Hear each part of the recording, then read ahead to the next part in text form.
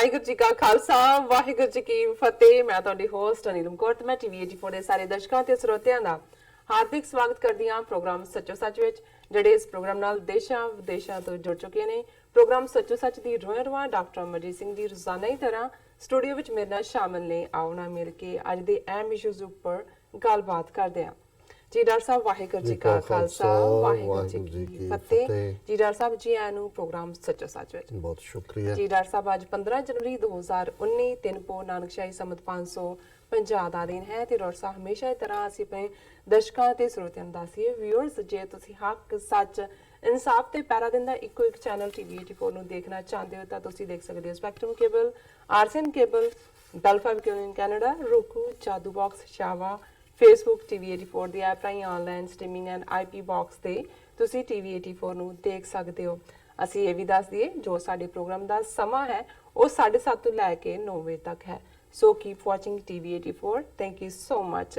ਜੀ ਡਾਕਟਰ ਸਾਹਿਬ ਪ੍ਰੋਗਰਾਮ ਸ਼ੁਰੂ ਕਰਦੇ ਹਾਂ ਅੱਜ ਦੇ ਪਹਿਲੇ ਅਹਿਮ ਇਸ਼ੂ ਦੇ ਨਾਲ। ਜੀ ਡਾਕਟਰ ਸਾਹਿਬ ਕੀ ਵਿਚਾਰਾਂ ਨੇ ਤੁਹਾਡੀਆਂ? ਦੇਖੋ, ਸਭ ਤੋਂ ਪਹਿਲਾਂ ਤਾਂ ਅਸੀਂ ਆਪਣੇ ਸਾਰੇ ਹੀ ਦਰਸ਼ਕਾਂ ਦਾ ਜਿਨ੍ਹਾਂ ਦਾ ਇਸ ਵੇਲੇ ਦਾਇਰਾ ਸਿਰਫ ਅਮਰੀਕਾ ਕੈਨੇਡਾ ਤੱਕ ਨਹੀਂ ਹੈ, ਗਲੋਬਲੀ ਹੈ, ਔਰ ਸਾਨੂੰ ਖੁਸ਼ੀ ਹੈ ਕਿ ਸਾਡੇ ਪਾਕਿਸਤਾਨੀ ਭੈਣ ਭਰਾ ਬਹੁਤ ਦੂਰੋਂ ਦੂਰੋਂ ਇਸ ਪ੍ਰੋਗਰਾਮ ਦੇ ਨਾਲ ਜੁੜੇ ਹੋਏ ਨੇ, ਅੱਡ-ਅੱਡ ਮੁਲਕਾਂ 'ਚ ਬੈਠੇ। ਅਸੀਂ ਮਾਫੀ ਵੀ ਚਾਹੁੰਦੇ ਹਾਂ ਕਿ ਉਹਨਾਂ ਦੀਆਂ ਬਹੁਤ ਸਾਰੀਆਂ ਲਿਖਤਾਂ ਉਹਨਾਂ ਨੂੰ ਅਸੀਂ ਜਿਹੜਾ ਆਪਣੇ ਪ੍ਰੋਗਰਾਮ 'ਚ ਡਿਸਕਸ ਨਹੀਂ ਕਰਦੇ ਜੀ, ਕਿਉਂਕਿ ਉਨੀ ਜਿਹੜੀ ਹੈ ਵਕਤ ਦੀ ਲਿਮਿਟੇਸ਼ਨ ਹੈ ਜੀ।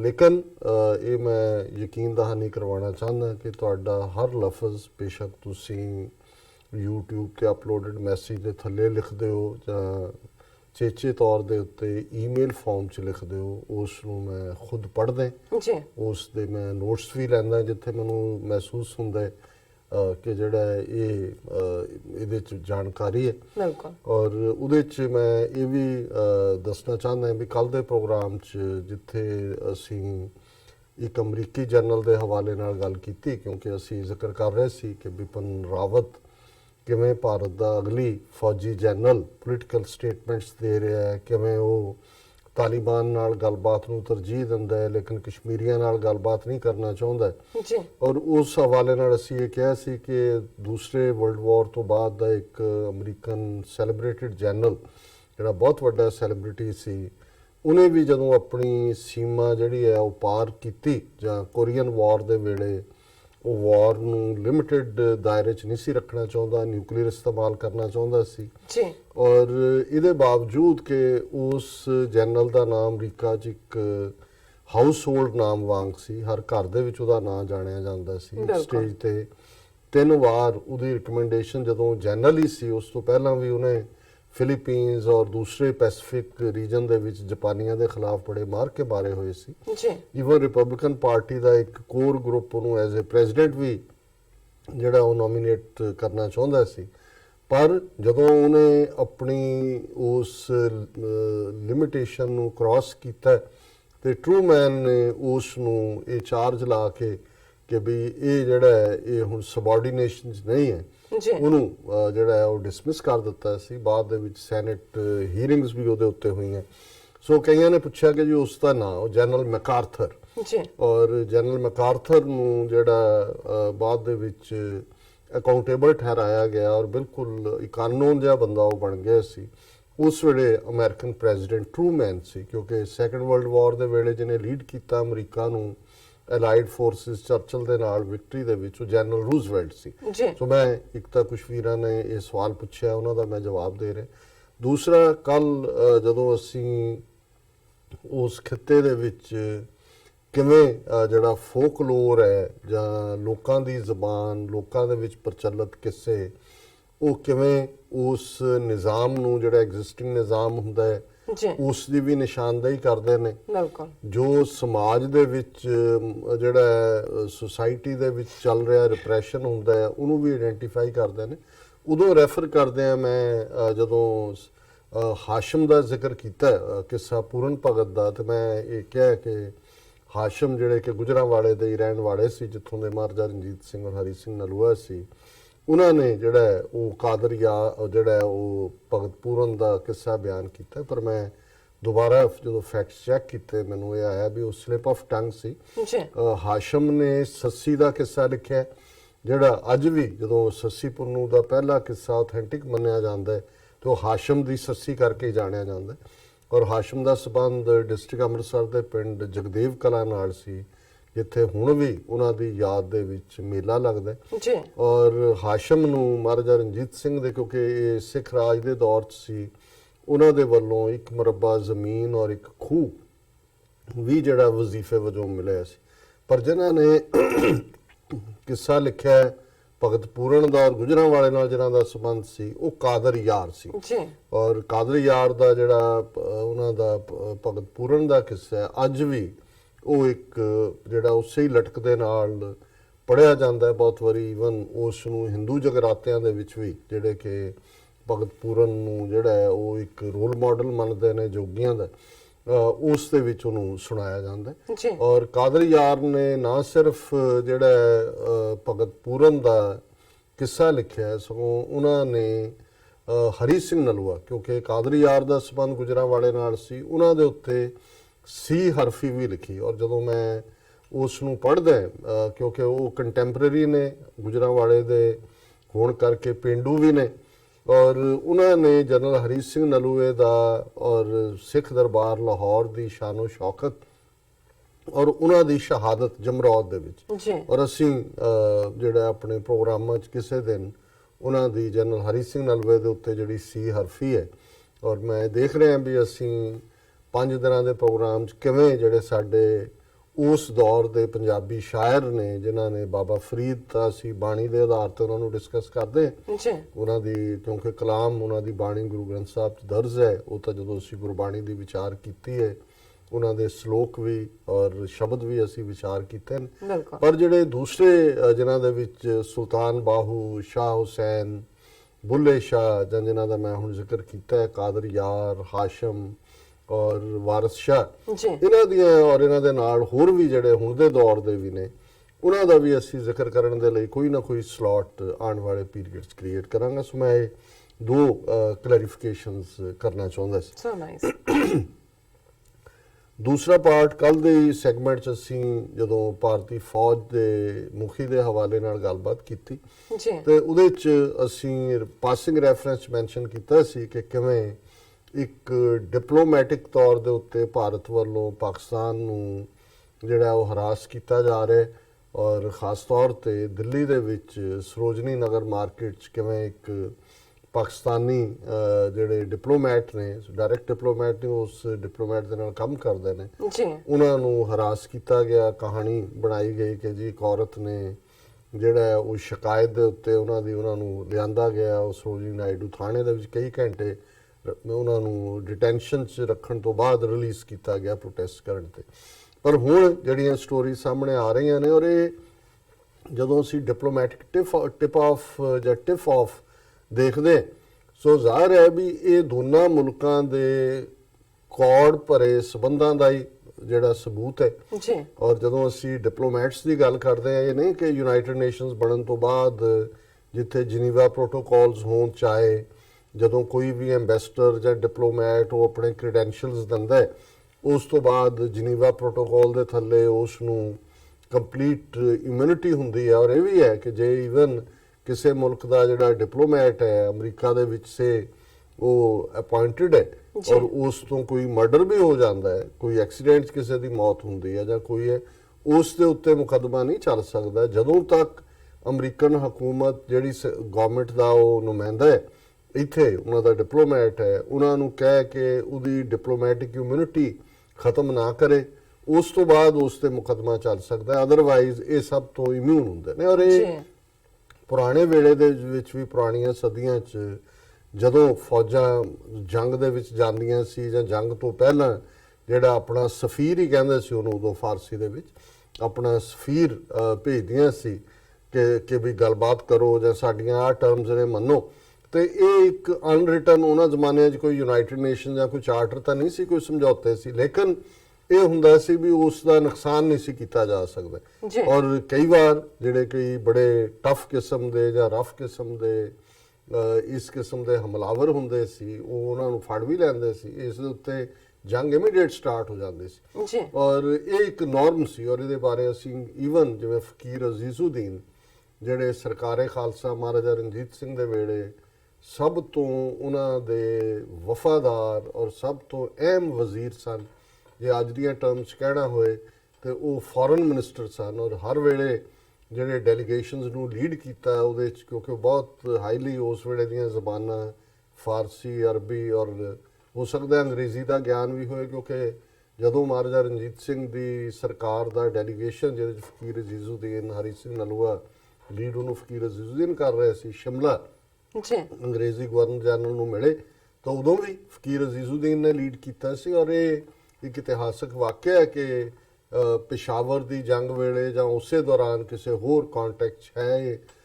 ਇੰਡਸ ਦੇ ਪਾਰ ਦੀ ਅਫਗਾਨਾਂ ਦੇ ਨਾਲ ਜੰਗ ਦੇ ਵੇਲੇ ਜਦੋਂ ਗੱਲਬਾਤ ਦੇ ਲਈ ਜਾਂ ਉਹਨਾਂ ਨੂੰ ਜਿਹੜਾ ਐਨਮੀ ਨੂੰ ਕਹਿਣ ਲਈ ਕਿ ਵੀ ਆਹ ਟਰਮਸ ਦੇ ਉੱਤੇ ਤੁਸੀਂ ਟਿਕੋ ਅਦਰਵਾਈਜ਼ ਜਿਹੜਾ ਤੁਹਾਡੇ ਨਾਲ ਟੱਕਰ ਹੋਏਗੀ ਜੀ ਤੇ ਫਕੀਰ ਅਜ਼ੀਜ਼ੁਦੀਨ ਨੂੰ ਉਹਨਾਂ ਨੇ ਅਰੈਸਟ ਕਰ ਲਿਆ। ਪਹਿਲਾਂ ਤਾਂ ਉਹਨਾਂ ਨੇ ਉਹਨੂੰ ਜਿਹੜਾ ਉਹ ਬਿਲਿਟਲ ਕੀਤਾ ਕਿ ਵੀ ਤੂੰ ਇੱਕ ਮੂਮਨ ਹੋ ਕੇ, ਮੁਸਲਮਾਨ ਹੋ ਕੇ ਕਾਫਰਾਂ ਦੇ ਲਈ ਕਰਦਾ ਜਾਂ ਉਹਨਾਂ ਨੇ ਕਿਹਾ ਕਿ ਜੀ ਜੇ ਤੁਸੀਂ ਦੇਖਣਾ ਕਿ ਕਿਵੇਂ ਰੱਬ ਦੀ ਮਖਲੂਕ ਖਲਕਤ ਇੱਕ ਜਸਟਿਸ ਦੇ ਥੱਲੇ ਰਹਿੰਦੀ ਹੈ ਤੇ ਮੈਂ ਤੁਹਾਨੂੰ ਇਨਵਾਈਟ ਕਰਦਾ ਜੀ ਕਿ ਵੀ ਤੁਸੀਂ ਆਓ ਔਰ ਦੇਖੋ ਕਿ ਸਾਡੇ ਮਹਾਰਾਜਾ ਜਿਹੜੇ ਨੇ ਔਰ ਜਿਹੜਾ ਸਾਡਾ ਰਾਜ ਹੈ ਉਹਦੇ 'ਚ ਕਿਵੇਂ ਹਰ ਇੱਕ ਨੂੰ ਮਜ਼ਹਬੀ ਆਜ਼ਾਦੀ ਹੈ। ਬਿਲਕੁਲ ਔਰ ਇਹ ਗੱਲ ਜਦੋਂ ਅਸੀਂ ਦੇਖਦੇ ਹਾਂ ਵੀ ਡਿਪਲੋਮੈਟਸ ਦੀ ਲਾਇਲਟੀ ਜਾਂ ਸਿਆਣਪ ਵੀ ਔਰ ਐਸਾ ਈਵਨ ਉਹਨਾਂ ਦੇ ਅੰਗਰੇਜ਼ੀ ਡਾਇਰੀਆਂ ਦੇ ਰੈਕਡ 'ਚ ਹੈ ਕਿ ਵੀ ਜਦੋਂ ਸ਼ਿਮਲਾ ਉਹਨਾਂ ਨੇ ਫਕੀਰ ਅਜ਼ੀਜ਼ੁਦੀਨ ਨੇ ਲੀਡ ਕੀਤਾ ਡੈਲੀਗੇਸ਼ਨ ਨੂੰ ਔਰ ਗੱਲਬਾਤ ਦੇ ਦੌਰਾਨ ਇਹ 1835-36 ਦਾ ਜ਼ਿਕਰ ਹੋਏਗਾ, ਉਸ ਤੋਂ ਬਾਅਦ 1837 ਦੇ ਵਿੱਚ ਰੋਪੜ ਦੀ ਸੰਧੀ ਹੁੰਦੀ ਹੈ ਮਹਾਰਾਜਾ ਰਣਜੀਤ ਸਿੰਘ ਨਾਲ। ਜੀ ਤੇ ਉਹਨਾਂ ਦੇ ਇੱਕ ਆਫੀਸ਼ੀਅਲ ਨੇ ਅੰਗਰੇਜ਼ਾਂ ਦੇ ਨੇ ਪੁੱਛਿਆ ਕਿ ਜੀ ਤੁਹਾਡਾ ਮਹਾਰਾਜਾ ਕਿਹੜੀ ਅੱਖ ਤੋਂ ਕਾਣ ਹੈ ਔਰ ਜਦੋਂ ਅਜੇ ਉਹਦਾ ਸਵਾਲ ਮੁੱਕਿਆ ਹੀ ਸੀ ਫਕੀਰ ਅਜ਼ੀਜ਼ੁਦੀਨ ਨੇ ਕਿਹਾ ਕਿ ਵੀ ਦੇਖੋ ਸਾਡਾ ਮਹਾਰਾਜਾ ਜਿਹੜਾ ਹੈ ਉਹ ਸੂਰਜ ਦੀ ਤਰ੍ਹਾਂ ਉਸ ਦੇ ਚਿਹਰੇ ਦਾ ਨੂਰ ਹੈ ਔਰ ਮੈਂ ਅੱਜ ਤੱਕ ਹੌਸਲਾ ਹੀ ਨਹੀਂ ਕਰ ਸਕਿਆ ਕਦੇ ਕਿ ਮੈਂ ਉਹਨਾਂ ਦੇ ਚਿਹਰੇ ਵੱਲ ਨਜ਼ਰ ਚੁੱਕ ਕੇ ਦੇਖ ਸਕਾਂ, ਮੈਂ ਉਹਨਾਂ ਦੇ ਪੈਰਾਂ ਵੱਲ ਹੀ ਦੇਖਦਾ। ਦੇਖੋ ਔਰ ਇਹ ਉਹਨਾਂ ਨੇ ਫਿਰ ਆਪਣੇ ਡਾਇਰੀ 'ਚ ਲਿਖਿਆ ਵੀ ਜਦੋਂ ਤੱਕ ਇਸ ਕਿਸਮ ਦੇ ਵਫਾਦਾਰ, ਲਾਇਲ ਔਰ ਇੰਟੈਲੀਜੈਂਟ ਜਿਹੜੇ ਵਜ਼ੀਰ ਨੇ ਮਹਾਰਾਜਾ ਰਣਜੀਤ ਸਿੰਘ ਕੋਲ ਨੇ, ਇਹਨਾਂ ਦਾ ਅਸੀਂ ਕੁਝ ਨਹੀਂ ਵਿਗਾੜ ਸਕਦੇ। ਇੱਕ ਵੱਖਰੀ ਕਹਾਣੀ ਹੈ ਕਿ ਉਸ ਤੋਂ ਬਾਅਦ ਜੰਮੂ ਦੇ ਡੋਗਰਿਆਂ ਨੇ ਧਿਆਨ ਸਿੰਘ, ਗੁਲਾਬ ਸਿੰਘ, ਸੁਚੇਤ ਸਿੰਘ ਔਰ ਯੂਪੀ ਦੇ ਮਿਸਰਾਂ ਬ੍ਰਾਹਮਣਾਂ ਨੇ ਲਾਲ ਸਿੰਘ, ਤੇਜ ਸਿੰਘ ਕਿਵੇਂ ਉਸ ਰਾਜ ਦਾ ਅੰਤ ਕਰਵਾਇਆ। ਪਰ ਇਹਦੇ 'ਚ ਕੋਈ ਸ਼ੱਕ ਨਹੀਂ ਹੈ ਕਿ ਜਿੰਨੇ ਵੀ ਮੁਸਲਮਾਨ ਵਜ਼ੀਰ ਸਨ ਔਰ ਤਿੰਨੋਂ ਹੀ ਭਰਾ ਫਕੀਰ ਅਜ਼ੀਜ਼ੁਦੀਨ ਦੇ ਦੂਸਰੇ ਭਰਾ ਵੀ ਇੱਕ ਹੋਮ ਮਿਨਿਸਟਰ ਸੀ ਜਿੱਥੇ ਸਭ ਤੋਂ ਕੀਮਤੀ ਖਜ਼ਾਨਾ ਜਿਹੜਾ ਗੋਬਿੰਦਗੜ੍ਹ ਤੋਂ ਅੰਮ੍ਰਿਤਸਰ 'ਚ ਸੀ, ਉਹਦੀਆਂ ਚਾਬੀਆਂ ਵੀ ਉਹਨਾਂ ਦੇ ਕੋਲ ਸੀ। ਉਹਨਾਂ ਦੇ ਵੱਡੇ ਤੋਪਚੀ ਜਦੋਂ ਹੁਣ ਸ਼ਾਹ ਮੁਹੰਮਦ ਜੰਗਨਾਮਾ ਸਿੰਘਾਂ ਫਰੰਗੀਆਂ ਲਿਖਦਾ ਹੈ ਤੇ ਉਹ ਜਿਹੜੇ ਉਹਨਾਂ ਦੋ ਤੋਪਚੀ ਜਿਨ੍ਹਾਂ ਨੇ ਡਟ ਕੇ ਮੁਕਾਬਲਾ ਕੀਤਾ ਜਦੋਂ ਅੰਗਰੇਜ਼ਾਂ ਦੇ ਨਾਲ ਪਹਿਲੀ ਜੰਗ ਹੁੰਦੀ ਹੈ, ਜਿਹਦਾ ਨਾਂ ਹੀ ਸ਼ਾਹ ਮੁਹੰਮਦ ਨੇ ਜੰਗ ਹਿੰਦ ਪੰਜਾਬ ਦਿੱਤਾ ਹੈ ਔਰ ਉਹਦੇ ਚੋਂ ਕਹਿੰਦੇ ਨੇ ਕਿ ਆਈਆਂ ਪਲਟਣਾ ਬੀੜ ਕੇ ਤੋਪਖਾਨੇ, ਅੱਗੋਂ ਸਿੰਘਾਂ ਨੇ ਪਾਸੜੇ ਮੋੜ ਸੁੱਟੇ, ਮੇਵਾ ਸਿੰਘ ਤੇ ਮਾਖੇ ਖਾਂ ਹੋਏ ਸਿੱਧੇ, ਹੱਲੇ ਤਿੰਨ ਫਰੰਗੀ ਦੇ ਤੋੜ ਸੁੱਟੇ, ਸ਼ਾਹ ਮੁਹੰਮਦਾ ਸਿੰਘਾਂ ਨੇ ਗੋਰਿਆਂ ਦੇ ਵਾਂਗ ਨਿੰਬੂਆਂ ਲਹੂ ਨਿਚੋੜ ਸੁੱਟੇ। ਹੁਣ ਜ਼ਾਹਿਰ ਹੈ ਕਿ ਮੇਵਾ ਸਿੰਘ ਤੇ ਮਾਖੇ ਖਾਂ ਇਹ ਦੋ ਵੱਡੇ ਆਰਟਿਲਰੀ ਦੇ ਇੰਚਾਰਜ ਨੇ। ਸੋ ਮੈਂ ਇਹ ਸਫੀਰ ਦੇ ਹਵਾਲੇ ਨਾਲ ਭਾਵੇਂ ਗੱਲ ਕਰ ਰਹੇ ਪਰ ਮੈਂ ਦੱਸ ਰਿਹਾ ਕਿ ਜਿੱਥੇ ਇਸ ਕਿਸਮ ਦਾ ਪਾਠ ਹੁੰਦਾ, ਫਕੀਰ ਅਜ਼ੀਜ਼ੁਦੀਨ ਨੂੰ ਜਦੋਂ ਇੱਕ ਇਸ ਕਿਸਮ ਦੀ ਮੁਹਿੰਮ ਵੇਲੇ ਜਿਹੜੇ ਹਮਲਾਵਰ ਅਫਗਾਨ ਟਰੂਪ ਸੀ ਉਹਨਾਂ ਨੇ ਗ੍ਰਿਫਤਾਰ ਕਰਨਾ ਚਾਹਿਆ, ਉਹਨੇ ਕਿਹਾ ਜੀ ਮੇਰਾ ਤਾਂ ਕੋਈ ਨਹੀਂ, ਮੈਂ ਤਾਂ ਫਕੀਰ ਆਦਮੀ ਹੈ, ਮੈਨੂੰ ਮਾਰ ਵੀ ਦਿਓ ਪਰ ਇੱਕ ਵਾਰੀ ਜ਼ਰਾ ਆਪਣੀ ਨਜ਼ਰ ਦੌੜਾਓ ਸਾਰੇ ਪਾਸੇ। ਤਾਂ ਉਹਨਾਂ ਨੇ ਦੇਖਿਆ ਵੀ ਇਕੱਲਾ ਉਹ ਨਹੀਂ ਹੈ, ਜਿਹੜੀਆਂ ਨਾਲ ਦੀਆਂ ਸਾਰੀਆਂ ਪਹਾੜੀਆਂ ਸੀ ਉਹਨਾਂ ਦੇ ਉੱਤੇ ਜਿਹੜੇ ਸਿੱਖ ਫੌਜ ਦੇ ਸਨਾਈਪਰ ਸੀ ਉਹ ਬੈਠੇ ਹੋਏ ਸੀ ਉੱਤੇ।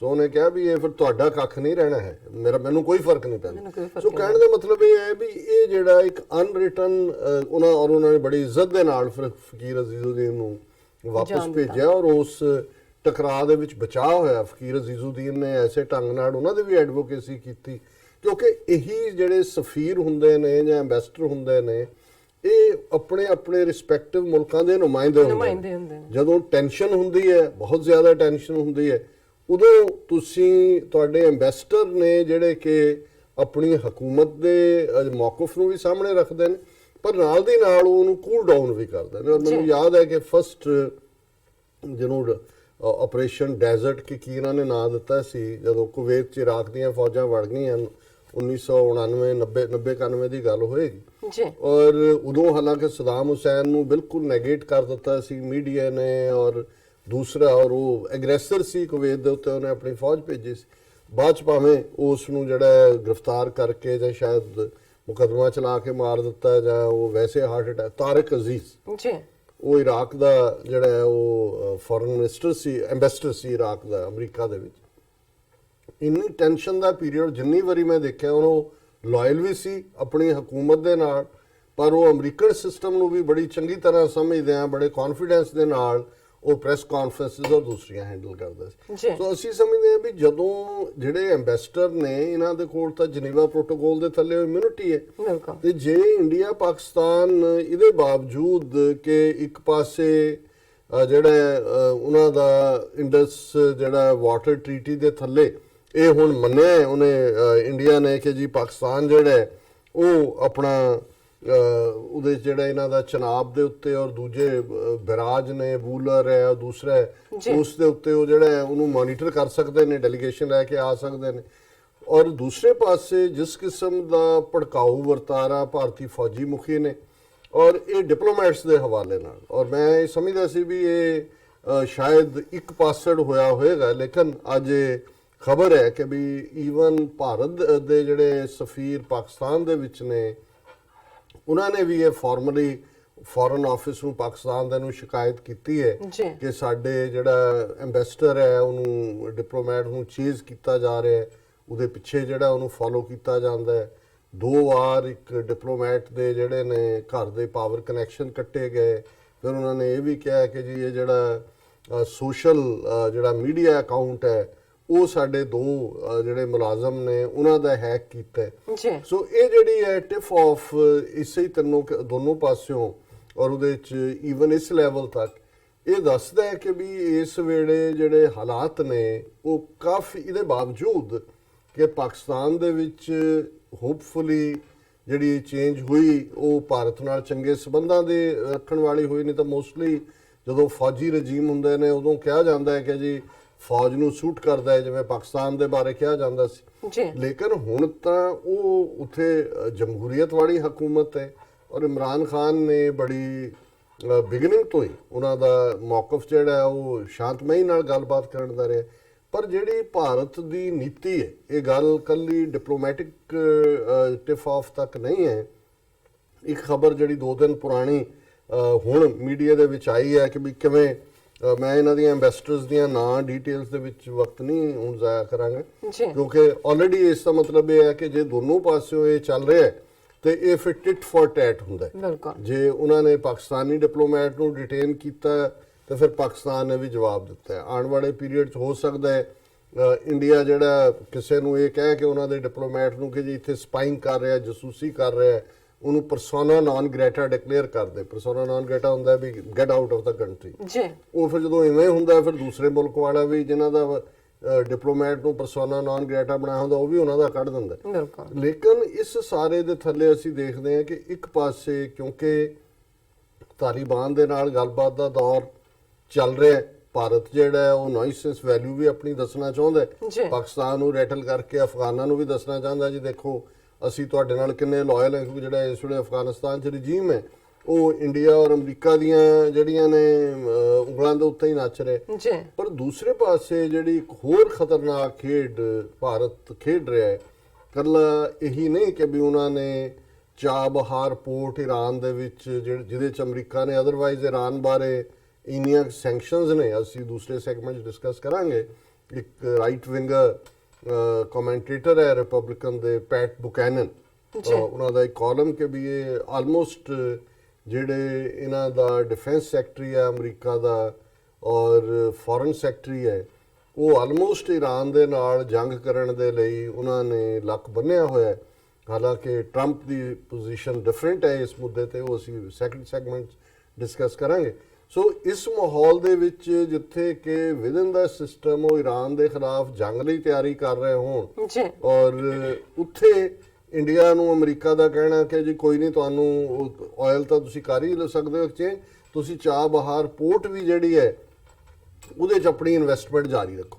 ਸੋ ਜ਼ਾਹਰ ਹੈ ਵੀ ਅਮਰੀਕਾ ਵੀ ਇੱਕ ਪਾਸੇ ਈਰਾਨ ਨੂੰ ਅੱਖਾਂ ਦਿਖਾਉਣ ਦੀ ਲਾਈਨ ਹੈ, ਪਰ ਇੰਡੀਆ ਰਾਹੀਂ ਈਰਾਨ ਨੂੰ ਨੇਰ ਵੀ ਕੀਤਾ ਹੋਇਆ ਤੇ ਚਾਬਹਾਰ ਤੱਕ ਦੀ ਗੱਲ ਨਹੀਂ ਹੈ। ਜੀ ਹੁਣ ਜਿਹੜੇ ਸੈਂਟਰਲ ਏਸ਼ੀਆ ਤੇ ਨਾਲ ਜਿਹੜੇ ਸੰਬੰਧਿਤ ਦੂਸਰੇ ਮੁਲਕ ਨੇ, ਉਜ਼ਬੇਕਿਸਤਾਨ ਹੈ, ਅਜ਼ਰਬਾਈਜਾਨ ਹੈ ਔਰ ਤੁਰਕਮਾਨਿਸਤਾਨ ਹੈ, ਕਜ਼ਾਕਿਸਤਾਨ ਹੈ, ਔਰ ਇਹਨਾਂ ਸਾਰਿਆਂ ਦੇ ਨਾਲ ਵੀ ਇੰਡੀਆ ਨੇ ਇੱਕ ਆਪਣੇ ਲੈਵਲ ਦੇ ਉੱਤੇ ਉਹਨੂੰ ਇਹ ਕਿਹਾ ਜਾ ਰਿਹਾ ਹੈ ਇੰਡੋ ਸੈਂਟਰਲ ਏਸ਼ੀਅਨ ਡਾਇਲੌਗ ਕਿ ਜੀ ਸਾਡੇ ਬੜੇ ਟ੍ਰੇਡ ਪੁਰਾਣੇ ਨੇ ਇਹਨਾਂ 6 ਮੁਲਕਾਂ ਦੇ ਨਾਲ। ਔਰ ਆਲਰੇਡੀ 2 ਦਿਨ ਪਹਿਲਾਂ ਇਸ ਦੇ ਉੱਤੇ ਉਹਨਾਂ ਦੀ ਇੱਕ ਜਿਹੜੀ ਹੈ ਉਹ ਸਮਰਕੰਦ ਉਜ਼ਬੇਕਿਸਤਾਨ ਦੇ ਵਿੱਚ ਇਹਨਾਂ ਦੀ ਸਮਿਟ ਹੋਈ ਹੈ ਔਰ ਇਹ ਖਬਰ ਹੈ ਇੰਡੀਆ ਅਫਗਾਨਿਸਤਾਨ ਔਰ ਉਸ ਡਾਇਲੌਗ 'ਚ ਇਹ ਨਹੀਂ ਵੀ ਇਕੱਲੇ ਸੈਂਟਰਲ ਏਸ਼ੀਅਨ ਅਫਗਾਨਿਸਤਾਨ ਹਿੱਸਾ ਹੈ। ਸੋ ਜ਼ਾਹਰ ਹੈ ਵੀ ਇਹਨਾਂ ਦਾ ਮਕਸਦ ਪਾਕਿਸਤਾਨ ਨੂੰ ਬਾਈਪਾਸ ਕਰਕੇ ਇੰਡੀਆ ਔਰ ਅਫਗਾਨਿਸਤਾਨ ਔਰ ਉਧਰੋਂ ਜਿਹੜਾ ਨਾਲ ਹੀ, ਕਿਉਂਕਿ ਅਫਗਾਨਿਸਤਾਨ ਨਾਲ ਉਜ਼ਬੇਕਿਸਤਾਨ ਦੀ ਬਾਰਡਰ ਵੀ ਲੱਗਦੀ ਹੈ ਔਰ ਤਾਜ਼ਿਕਸਤਾਨ ਦੀ ਵੀ ਲੱਗਦੀ ਹੈ। ਔਰ ਇਹ ਖਬਰ ਹੈ India Afghanistan Central Asian nations agree to cooperate in countering terror. ਹੁਣ ਗੱਲ ਵਪਾਰ ਦੇ ਬਹਾਨੇ ਨਾਲ ਫਿਰ ਪਾਕਿਸਤਾਨ ਨੂੰ ਘੇਰਨ ਦੀ ਗੱਲ ਹੈ, ਇਹ ਪਾਕਿਸਤਾਨ ਦੇ ਉੱਤੇ ਦਬਾਅ ਬਣਾਉਣ ਦੀ ਗੱਲ ਹੈ ਕਿ ਜੀ ਦੇਖੋ ਇਹ ਜਿਹੜੇ ਤੁਹਾਡੇ 6 ਮੁਸਲਮਾਨ ਮੁਲਕ ਨੇ ਇਹ ਵੀ ਅਸੀਂ ਨਾਲ ਲਾ ਲੈਣੇ। ਹਾਲਾਂ ਉਹਨਾਂ ਆਪਣੇ ਮੁਲਕਾਂ ਦੇ ਵਿੱਚ ਕੀ ਹਾਲ ਹੈ ਜਾਂ ਕੀ ਹੈ ਉਹ ਅਸੀਂ ਕਿਸੇ ਵੇਲੇ ਫਿਰ ਡਿਸਕਸ ਕਰਾਂਗੇ ਕਿ ਵੀ ਕਹਿਣ ਨੂੰ ਉਹਨਾਂ ਚੋਂ ਇੱਕ ਮੁਲਕ ਇਸਲਾਮਿਕ ਹੈ ਜੋ ਹਾਲ ਉੱਥੇ ਕਰ ਰਹੇ ਨੇ ਮੁਸਲਮਾਨਾਂ ਦਾ ਔਰ ਈਵਨ ਉਹਨਾਂ ਦੇ ਜਿਹੜੇ ਇਸਲਾਮਿਕ ਪ੍ਰੈਕਟਿਸਿਸ ਨੇ ਜਾਂ ਦਾੜੀ ਰੱਖਣਾ ਜਾਂ ਦੂਜਾ ਉਸ ਦੇ ਉੱਤੇ ਉਹਨਾਂ ਨੂੰ ਟੈਰਰਿਸਟ ਬਣਾ ਕੇ ਅੰਦਰ ਦਿੱਤਾ ਹੁੰਦਾ ਹੈ ਕਿਉਂਕਿ ਪੁਰਾਣੇ ਸੋਵੀਅਤ ਯੂਨੀਅਨ ਦੇ ਰਿਪਬਲਿਕ ਰਹੇ ਨੇ ਔਰ ਇਹਦੇ ਤੇ ਐਮਨੈਸਟੀ ਇੰਟਰਨੈਸ਼ਨਲ ਔਰ ਦੂਸਰਿਆਂ ਦੀਆਂ ਰਿਪੋਰਟਸ ਨੇ। ਪਰ ਮੈਂ ਇਸ context India and 5 central Asian countries along with Afghanistan condemned terrorism in all its forms and manifestations and agreed to cooperate in countering the menace which poses a threat to people across the world। ਉਹਨੇ ਦੁਨੀਆ ਦੇ ਲੋਕਾਂ ਸਭ ਤੋਂ ਵੱਡੀ terrorist ਜਮਾਤ RSS ਸਭ ਤੋਂ ਵੱਡੀ ਇਸ ਵੇਲੇ ਦੁਨੀਆ 'ਚ ਜੇ ਸਭ ਤੋਂ ਵੱਡਾ ਕਾਡਰ ਕਿਸੇ ਜਮਾਤ ਟੈਰਰਿਜ਼ਮ ਦੇ ਨਾਲ ਸੰਬੰਧਿਤ ਹੈ, ਬਾਕੀਆਂ ਦੇ ਤਾਂ ਫਿਊ 100 ਹੋਣਗੇ, ਇਹਨਾਂ ਦੇ ਮਿਲੀਅਨਸ ਨੇ ਔਰ ਇਹਨਾਂ ਨੇ 1 ਬਿਲੀਅਨ 300 ਮਿਲੀਅਨ ਲੋਕਾਂ ਦਾ ਜੀਣਾ ਹਰਾਮ ਕੀਤਾ ਹੋਇਆ ਹੈ। ਇਹਨਾਂ ਨੇ ਅਕ੍ਰੋਸ ਜਿਹੜੀ ਪਾਕਿਸਤਾਨ ਜਾਣ ਵਾਲੀ ਟ੍ਰੇਨ ਸਮਝੌਤਾ ਐਕਸਪ੍ਰੈਸ ਉਹਦੇ 'ਚ ਜਿਹੜੀ ਇਨਵੋਲਵਮੈਂਟ ਹੈ ਇਹਨਾਂ ਦੇ ਬੰਦਿਆਂ ਦੀ ਹੈ ਔਰ ਲਗਾਤਾਰਤਾ ਨਾਲ ਹੀ ਦਹਿਸ਼ਤਗਰਦੀ ਦੀਆਂ ਕਾਰਵਾਈਆਂ ਜਿਹੜੀਆਂ ਨੇ ਕਰ ਰਹੇ ਨੇ। ਲੇਕਿਨ ਇਹਨਾਂ ਨੂੰ ਦੁਨੀਆ ਦੀ ਸ਼ਾਂਤੀ ਦਾ ਬੜਾ ਫਿਕਰ ਪੈ ਗਿਆ ਹੈ ਕਿ ਜੀ ਇਹ ਅਦਰ ਵੇ ਹੈ। This was part of a joint statement issued at the end of first ever meeting of India Central Asia Dialogue, which also saw participation of Afghanistan at the ministerial level in Samarkand। और ਇਹਦੇ ਜਿਹੜੇ ਮੁਲਕ ਨੇ ਜਿਹਦੇ ਚ ਕਿ ਸੁਸ਼ਮਾ ਸਵਰਾਜ ਨੇ ਖੁਦ ਜਿਹੜਾ ਲੀਡ ਕੀਤਾ ਐਜ਼ ਅ ਫੋਰਨ ਮਿਨਿਸਟਰ, ਉਹਦੇ ਚ ਅਫਗਾਨਿਸਤਾਨ ਹੈ, ਕਜ਼ਾਕਿਸਤਾਨ ਹੈ, ਕਿਰਗਿਜ਼ ਰਿਪਬਲਿਕ ਹੈ, ਤਾਜ਼ਿਕਸਤਾਨ ਹੈ, ਤੁਰਕਮਾਨਿਸਤਾਨ ਔਰ ਉਜ਼ਬੇਕਿਸਤਾਨ ਹੈ। ਫਿਰ ਉਹਦੇ ਚ ਹੈ ਜੀ all sides condemn terrorism in all its forms and manifestations and agreed to cooperate in countering terrorism which posed a threat to the people and economies of the world, the statement said। ਫਿਰ ਉਹਨੂੰ ਬਣਾ ਰਹੇ ਨੇ ਪੁਰਾਤਨ ਦੇ ਨਾਲ ਕਿ ਵੀ it referred to ancient civilizational, cultural, trade and people to people links between India and Central Asia and expressed commitment to India। ਕਿਹੜਾ ਸੀ ਮੁਲਕ? ਇੰਡੀਆ ਨਾ ਹੀ। ਇਹਨਾਂ ਨੂੰ ਪੁੱਛੋ ਤੁਹਾਡੇ ਮੁਲਕ ਦਾ ਨਾਂ ਕੀ ਹੈ? ਸੰਵਿਧਾਨ ਦੇ ਵਿੱਚ ਭਾਰਤ ਲਿਖਿਆ ਹੋਇਆ ਹੈ, ਕੋਟ ਇੰਡੀਆ ਕੀਤੇ ਜਾਂਦਾ ਹੈ। ਹਿੰਦੁਸਤਾਨ ਦੇ ਨਾਂ ਥੱਲੇ ਹਿੰਦੁਸਤਾਨ ਇਲੈਕਟ੍ਰੋਨਿਕਸ ਲਿਮਟਿਡ HMT ਜਿਹੜਾ ਸਾਰਾ ਇਹ ਜਿਸ ਮੁਲਕ ਦਾ ਹੁਣ ਇੱਕ ਬੱਚਾ ਹੈ, ਬੱਚੇ ਦਾ ਨਾਂ ਅੰਗਰੇਜ਼ੀ 'ਚ ਵੀ ਉਹੀ ਹੋਏਗਾ, ਪੰਜਾਬੀ 'ਚ ਵੀ ਉਹੀ ਹੋਏਗਾ, ਉਰਦੂ 'ਚ ਵੀ ਉਹੀ ਹੋਏਗਾ, ਪਰਸ਼ੀਅਨ 'ਚ ਵੀ ਉਹੀ ਹੋਏਗਾ। ਤੁਸੀਂ ਟ੍ਰਾਂਸਲੇਟ ਤਾਂ ਨਹੀਂ ਨਾ ਕਰਦੇ, ਉਹਦਾ ਮੀਨਿੰਗ ਤਾਂ ਤੁਸੀਂ ਦੱਸ ਸਕਦੇ ਹੋ ਵੀ ਇਹ ਹੁੰਦਾ। ਸੋ ਇਹਨਾਂ ਦਾ ਤਾਂ ਮੁਲਕ ਦਾ ਨਾਂ ਹੀ ਜਿਹੜਾ ਉਹ ਕਿਸੇ ਨੇ ਹਿੰਦੁਸਤਾਨ ਵੀ ਬਾਹਰਲਿਆਂ ਨੇ ਰੱਖਿਆ, ਇੰਡੀਆ ਵੀ ਉਹਨਾਂ ਨੇ ਰੱਖਿਆ, ਇਹਨਾਂ ਨੇ ਸੰਵਿਧਾਨ 'ਚ ਭਾਰਤ ਰੱਖਿਆ। ਕਿੰਨਿਆਂ ਨੂੰ ਤੁਸੀਂ ਭਾਰਤ ਕੋਟ ਕਰਦਾ ਦੇਖਦੇ ਹੋ। ਸੋ ਜਿਨ੍ਹਾਂ ਦਾ ਨਾਂ ਹੀ ਨਹੀਂ ਸੀ ਐਗਜ਼ਿਸਟ ਕਰਦਾ ਕਦੇ, ਉਹ ਐਨਸ਼ੀਐਂਟ ਕਰ ਰਹੇ ਨੇ ਕਿ ਜੀ ਅਸੀਂ ਐਨਸ਼ੀਐਂਟ ਜਿਹੜਾ ਸਾਡਾ ਉਹ ਟ੍ਰੇਡ ਸੀ ਪੀਪਲ ਟੂ ਪੀਪਲ। ਫਿਰ ਉਹਨਾਂ ਨੇ ਕਿਹਾ ਜੀ ਇਹ ਸਾਰੀਆਂ ਕੰਟਰੀਜ਼ ਨੇ ਕਿਹਾ ਜੀ ਅਸੀਂ ਬਿਲਕੁਲ ਅਗੇਂਸਟ ਐਂਡ ਦਿਸ ਦੈਟ। ਔਰ ਇਸ ਸਾਰੇ ਦੇ ਨਾਲ ਜਿਹੜਾ ਅਸੀਂ ਦੇਖਦੇ ਹਾਂ ਕਿ ਇਹ ਜਿਹੜਾ ਇੰਡੀਆ ਦੀ ਸਾਜ਼ਿਸ਼ ਹੈ ਪਾਕਿਸਤਾਨ ਨੂੰ ਘੇਰਨ ਦੀ ਵੀ ਜੀ ਆਪਣੇ ਆਪ ਨੂੰ ਰੀਅਸਰਟ ਕਰਨ ਦੀ, ਅਫਗਾਨਿਸਤਾਨ ਨੂੰ ਜਿਨ੍ਹਾਂ ਦੇ ਆਪਣੇ ਪੱਲੇ ਕੁਝ ਨਹੀਂ ਹੈ, ਆਪਣੇ ਮੁਲਕ ਨੂੰ ਉਹ ਡਿਫੈਂਡ ਨਹੀਂ ਕਰ ਸਕਦੇ, ਉਹਨਾਂ ਨੂੰ ਇੱਕ ਬੜਾ ਉਹ ਵੱਡਾ ਐਮਪਾਇਰ ਬਣਾ ਕੇ ਪੇਸ਼ ਕਰਨ ਦੀ, ਜਿਵੇਂ ਕਿ ਇਹਨਾਂ ਦੇ ਜਿਹਨੂੰ ਕਹਿੰਦੇ ਨੇ ਵੀ ਇਹਨਾਂ ਦੇ ਹੱਥ 'ਚ ਗਿੱਦੜ ਸਿੰਘੀ ਆਈ ਹੋਏ। ਸੋ ਇਸ ਕਿਸਮ ਦਾ ਵਰਤਾਰਾ ਹੈ। ਔਰ ਦੂਸਰੇ ਪਾਸੇ ਜਿੱਥੇ ਭਾਰਤ ਦਾ ਇੱਕੋ ਇੱਕ ਸੂਬਾ ਹੈ ਜਿੱਥੇ ਕਿ ਮੁਸਲਮਾਨ ਮੈਜੋਰਿਟੀ 'ਚ ਨੇ, ਕਸ਼ਮੀਰ, ਜੰਮੂ ਕਸ਼ਮੀਰ, ਇੱਕੋ ਇੱਕ ਸੂਬਾ ਜਿੱਥੇ ਸਿੱਖ ਮੈਜੋਰਿਟੀ 'ਚ ਨੇ, ਪੰਜਾਬ, ਉੱਥੇ ਹਾਲ ਕੀ ਕੀਤਾ ਹੋਇਆ ਮਾਈਨੋਰਿਟੀਜ਼ ਦਾ, ਔਰ ਉਹਦੇ ਤੇ ਪੂਰਾ ਦਬਾਅ ਰੱਖਿਆ ਹੋਇਆ। ਔਰ ਉਹ ਗਵਰਨਰ ਕਹਿ ਰਿਹਾ ਜੀ ਇਹਨੂੰ ਆਲ ਆਊਟ ਆਪਰੇਸ਼ਨ ਨਾ ਕਿਹਾ ਜਾਏ ਜੋ ਕਰ ਰਹੇ ਇਸ ਫੌਜ ਜਿਹੜੀ ਆ ਬੜਾ ਲਿਮਿਟਿਡ ਕਾਰਵਾਈ ਕਰ ਰਹੀ। ਪਰ ਰਾਜਨਾਥ ਸਿੰਘ ਉਹ ਕਹਿ ਰਿਹਾ ਪਾਰਲੀਮੈਂਟ 'ਚ ਖਲੋ ਕੇ, Kashmir a challenge due to Pakistan's attempt to destabilise state. Rajnath Singh ਕਿ ਜੀ ਇਹ ਬਹੁਤ ਵੱਡਾ ਚੈਲੰਜ ਹੈ, ਕਸ਼ਮੀਰ 'ਚ ਤਾਂ ਬਿਲਕੁਲ ਸ਼ਾਂਤੀ ਹੈ, ਜਿਹੜਾ ਪਾਕਿਸਤਾਨ ਹੈ ਉਹ ਉਹਨੂੰ ਡੀਸਟੈਬਿਲਾਈਜ਼ ਕਰ ਰਿਹਾ। ਔਰ ਇਹੀ ਉਹਨਾਂ ਦਾ ਅਗਲੀ ਜਨਰਲ ਅੱਜ ਫਿਰ ਭੌਂਕਿਆ, ਉਹਨੇ ਕਿਹਾ army will not hesitate in taking action against terror along Pakistan border. ਕਿ ਜੀ ਅਸੀਂ ਬਿਲਕੁਲ ਨਹੀਂ ਹਿਚਕਚਾਂਗੇ, ਤੁਸੀਂ ਘੱਟ ਕਰ ਰਹੇ ਹੋ, ਤੁਸੀਂ ਆਪਣਾ ਵਾਹ ਲਾ ਲਿਆ, ਢਿੱਲ ਲਾ ਲਿਆ, ਪਰ ਕਿਉਂਕਿ ਲੋਕ ਖਲੋਤੇ ਨੇ, ਆਜ਼ਾਦੀ ਉਹਨਾਂ ਦੇ ਜ਼ਬਾਨ ਤੇ ਹੀ ਨਹੀਂ, ਉਹਨਾਂ ਦੇ ਦਿਲਾਂ ਦੇ ਉੱਤੇ ਹੈ, ਉਹਨਾਂ ਦੇ ਵਜੂਦ ਦੇ ਉੱਤੇ ਉਕਰਿਆ ਹੋਇਆ, ਤੇ ਤੁਹਾਡੀ ਉੱਥੇ ਪੇਸ਼ ਨਹੀਂ ਜਾ ਰਹੀ। ਔਰ ਫਿਰ ਜਿਹਨੂੰ ਉਹ ਕਹਿੰਦੇ ਨੇ ਪੰਜਾਬੀ 'ਚ ਕਿ ਡਿੱਗੀ ਖੋਤੇ ਤੋਂ ਗੁੱਸਾ ਘੁਮਿਆਰ ਤੇ, ਵੀ ਤੁਹਾਡੀ ਫੌਜ 7 ਲੱਖ ਉੱਥੇ ਜਿਹੜੀ ਹੈ ਉਹ ਬਿਲਕੁਲ ਬੇਬਸ ਹੈ, ਆਪਣੀਆਂ ਜਾਨਾਂ ਬਚਾ ਰਹੇ ਨੇ। ਕਦੇ ਕੋਈ ਆ ਰਿਹਾ ਜੀ ਕਿਸੇ ਨੇ ਸੁਸਾਈਡ ਕਰ ਲਿਆ, ਕੋਈ ਹੋਇਆ ਜੀ ਉੱਥੇ ਫਲਾਣਾ ਹੋ ਗਿਆ, ਕਿਉਂਕਿ ਬਿਲਕੁਲ ਉਹਨਾਂ ਦੇ ਸਾਹਮਣੇ ਕੀ ਕਰ ਲਓਗੇ ਜਦੋਂ ਲੋਕ ਨਿਕਲ ਕੇ ਖਲੋ ਜਾਂਦੇ ਨੇ। ਔਰ ਅਸੀਂ ਸਮਝਦੇ ਹਾਂ ਵੀ ਇਹ ਤਾਂ ਇਹਨਾਂ ਦਾ ਮਾਈਨੋਰਿਟੀਜ਼ ਪ੍ਰਤੀ, ਅਕਲੀਅਤਾਂ ਪ੍ਰਤੀ ਕੀ ਵਰਤਾਰਾ ਹੈ ਉਹ ਅਸੀਂ ਦੇਖ ਰਹੇ।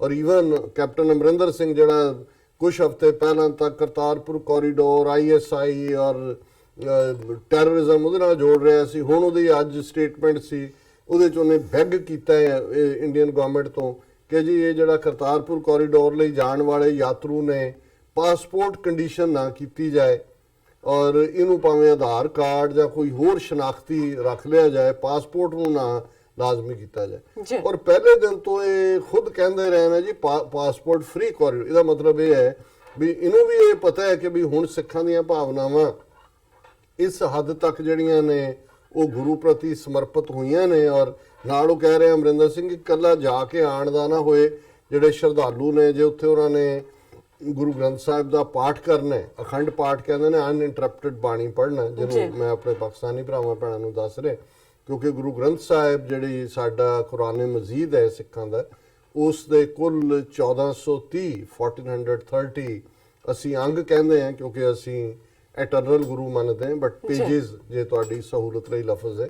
ਔਰ ਉਹਨੂੰ ਜਿਹੜਾ ਕੰਟੀਨਿਊਸਲੀ ਵਿਦਆਊਟ ਇੰਟਰਪਸ਼ਨ ਜਿਹੜਾ ਪੜ੍ਹਨਾ ਹੈ, ਇੱਕੋ ਓਂਕਾਰ ਤੋਂ ਸ਼ੁਰੂ ਹੁੰਦਾ ਹੈ ਕਿ ਦੇयर ਇਜ਼ ਬਟ ਵਨ ਗॉड, ਔਰ 8 18 10 20 ਇਹ ਲਾਸਟ ਉਹਦੀ ਤੁਕ ਹੈ।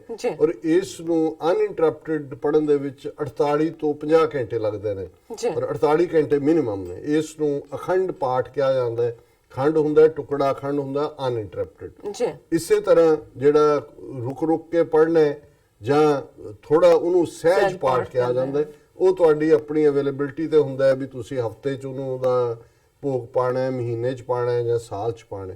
ਹੁਣੇ ਅਮਰਿੰਦਰ ਸਿੰਘ ਕਹਿ ਰਿਹਾ ਜੀ ਵੀ ਇਹ ਇਕੱਲਾ ਇਹੀ ਨਹੀਂ ਦੱਸਣਾ ਦਾ, ਉਹਨਾਂ ਨੂੰ ਇਹ ਅਲਾਉ ਕੀਤਾ। ਇਹਦਾ ਮਤਲਬ ਇਹ ਹੈ ਕਿ ਆਲਰੇਡੀ ਅਮਰਿੰਦਰ ਸਿੰਘ ਇਹ ਕਹਿ ਚੁੱਕਾ ਹੈ ਕਿ ਵੀ ਅਜੇ ਤੱਕ 1 ਪੈਸਾ ਵੀ ਨਾ ਕਰਤਾਰਪੁਰ ਕੋਰੀਡੋਰ ਲਈ ਰਿਲੀਜ਼ ਕੀਤਾ ਮੋਦੀ ਸਰਕਾਰ ਨੇ, ਨਾ ਜਿਹੜਾ ਗੁਰੂ ਨਾਨਕ ਸਾਹਿਬ ਦੇ 500 ਸਾਲਾ ਪ੍ਰਕਾਸ਼ ਪੁਰਬ ਲਈ ਕੀਤਾ।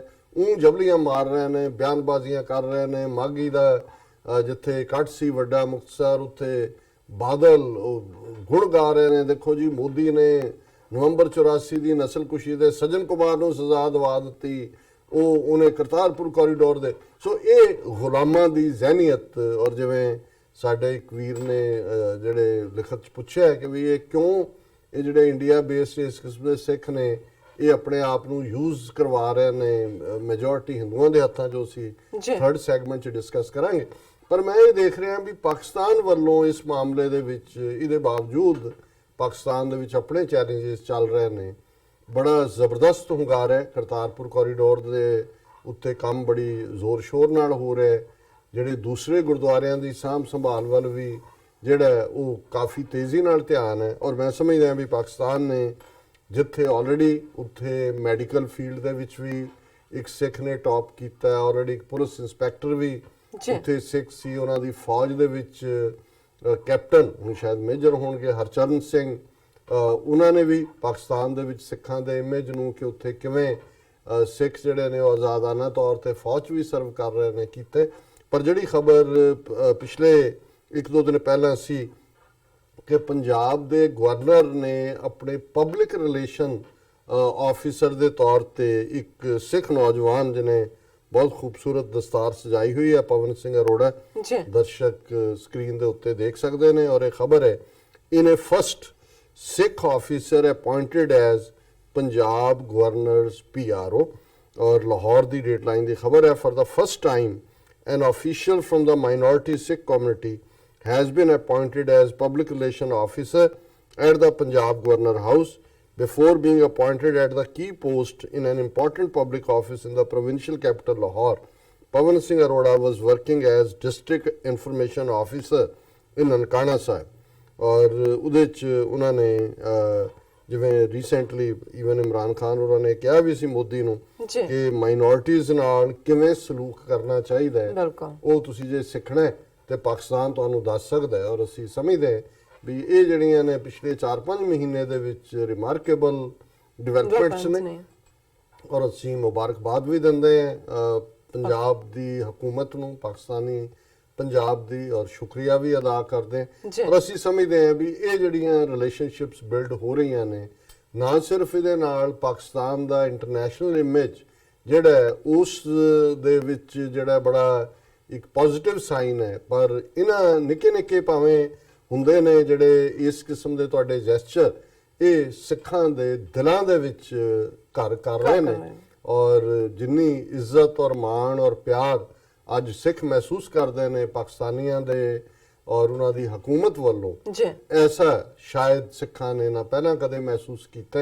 ਔਰ ਜਿਸ ਕਿਸਮ ਦਾ ਸਲੂਕ ਭਾਰਤ ਦੀ ਹਕੂਮਤ ਸਿੱਖਾਂ ਨੂੰ ਸਸਪੈਕਟ ਬਣਾ ਕੇ, ਟੈਰਰਿਸਟ ਬਣਾ ਕੇ ਔਰ ਹਰ ਪਾਸਿਓਂ ਪਾਬੰਦੀਆਂ ਲਾ ਕੇ, ਪਰ ਦੂਸਰੇ ਪਾਸੇ ਬੜੀ ਛੋਟੀ ਜਿਹੀ ਸਿੱਖ ਕਮਿਊਨਿਟੀ ਜਿਹੜੀ ਪਾਕਿਸਤਾਨ 'ਚ ਵਸਦੀ ਹੈ, ਉਹਨਾਂ ਦੇ ਲਈ ਜਿਹੜਾ ਪਾਕਿਸਤਾਨ ਦਾ ਹਕੂਮਤੀ ਲੈਵਲ ਤੇ ਵੀ ਔਰ ਅਵਾਮੀ ਲੈਵਲ ਦੇ ਉੱਤੇ ਵੀ ਜਿਹੜਾ ਉਹਨਾਂ ਦਾ ਵਰਤਾਰਾ ਇਹਨੇ ਸਾਡੇ ਦਿਲਾਂ ਨੂੰ ਰੁਸ਼ਨਾਇਆ।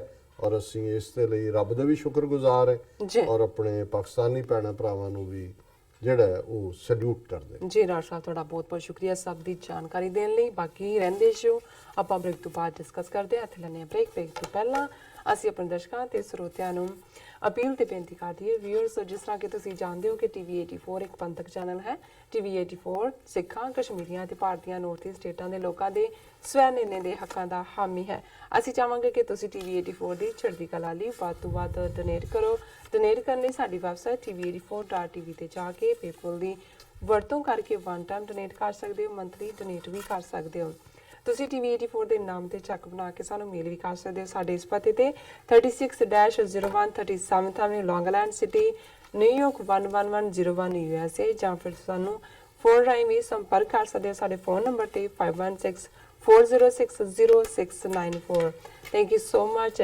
ਅਸੀਂ ਆਪਣੇ ਦਰਸ਼ਕਾਂ ਨੂੰ ਦੱਸ ਦਈਏ ਜੋ ਸਾਡਾ ਪ੍ਰੋਗਰਾਮ ਹੈ ਸੱਚੋ ਸੱਚ, ਤੁਸੀਂ ਉਸ ਨੂੰ YouTube ਤੇ ਜਾ ਕੇ TV84 ਦੇ ਚੈਨਲ ਤੇ ਵੀ ਦੇਖ ਸਕਦੇ ਹੋ, ਲਾਈਵ ਦੇਖ ਸਕਦੇ ਹੋ। ਔਰ ਅਸੀਂ ਇਹ ਵੀ ਚਾਹਾਂਗੇ ਕਿ ਤੁਸੀਂ TV84 ਦੇ ਚੈਨਲ ਨੂੰ YouTube ਤੇ ਜਾ ਕੇ ਵੱਧ ਤੋਂ ਵੱਧ ਸਬਸਕ੍ਰਾਈਬ ਵੀ ਕਰੋ। ਸਾਡੇ ਪ੍ਰੋਗਰਾਮ ਦਾ ਸਮਾਂ ਹੈ 7:30 ਤੋਂ ਲੈ ਕੇ 9 ਵਜੇ ਤੱਕ।